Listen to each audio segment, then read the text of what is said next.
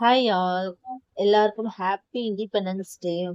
இன்னைக்கு என்னோட மார்னிங் காலையில 4 o'clock ஸ்டார்ட் ஆயிடுச்சு. காலைல 4 மணிக்கு எழுந்து மேனிஃபெஸ்டேஷன்லாம் கொஞ்ச நேரம் பண்ணியிருந்தாங்க. அதுக்கப்புறம் கொஞ்ச நேரம் ரெஸ்ட் எடுத்து ஆஸ் யூஷுவல் எப்பயுமே போல நம்ம வேலையை ஸ்டார்ட் பண்ணியாச்சு. இப்பெல்லாம் நான் காலையில 9:30 மணி 9:15 என்னோட எல்லா வேலையும் முடிஞ்சது. காலைல டிஃபன் வேலை, மதியானம் லஞ்ச் வேலை எல்லா வேலையும் முடிச்சோம்.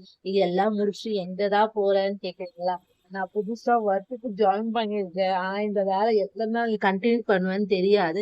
பட் போகணும், வேலைக்கு போகணும். கொஞ்சம் லைஃப்ல கொஞ்சம் செட்டில் ஆகணும்னு சொல்லி எனக்கு கொஞ்சம் ஆசை. லைஃப்ல நல்லா செட்டில் ஆகணும்னு சொல்லி ஒரு சில வருஷத்துக்கு முன்னாடி ஏதோ ஒண்ணு பண்ண போய் அது ஏதோ ஒண்ணு முடிஞ்சு மிகப்பெரிய லாஸ்ட்ல போய் நான் முடிச்சு வச்சிருக்கேன்.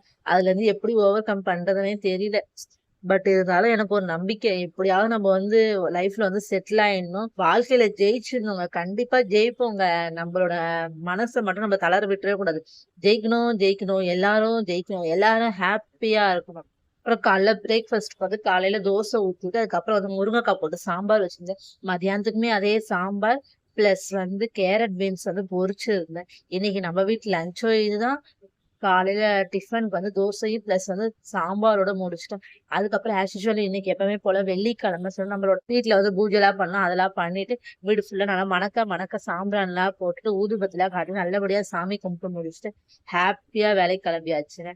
நானே டைம் ஆயிடுச்சு சொல்லி அவசர அவசரமா கிளம்பிட்டு இருப்பாங்க. அப்பதான் ஜி ஏதாவது ஒரு நடுவுல நம்மள வெறுப்பேத்துறமா ஏதாவது ஒண்ணு பண்ணுவோம். செம்ம டென்ஷன் ஆகும். அப்பதான் நான் ஜி கிட்ட சொல்லிட்டே இருப்பேன். நான் சும்மா இருக்கும் நினைக்கிறியா, நான் வேலைக்கு போறேன். நான் முதல்ல இருந்த கோகிலால இப்ப நான் வேலைக்கு போற கோகிலா அப்படி சொல்லிட்டு ஜி அடுத்த வார்த்தை பேசுறதுக்கு அந்த இடத்துல எஸ்கேப் ஆயிடுவாங்க. Okay, bye, thank you.